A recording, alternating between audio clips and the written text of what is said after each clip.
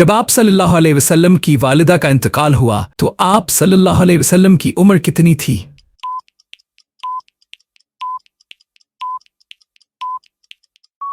सही जवाब 6 साल। अगला सवाल, बैतुल मुक़द्दस में आप सल्लल्लाहु अलैहि वसल्लम ने किसकी इमामत कराई थी?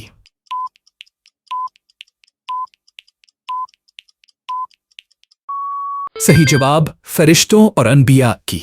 अगला सवाल, हुजूर अकरम सल्लल्लाहु अलैहि वसल्लम पर पहली वही कहाँ नाजिल हुई?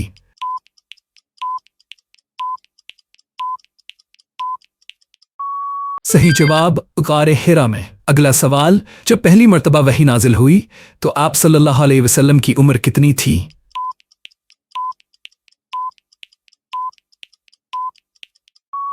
सही जवाब 40 साल। हुजूर अकरम सल्लल्लाहु अलैहि वसल्लम के चचा का नाम बताइए जो आपके रज़ाई भाई भी थे।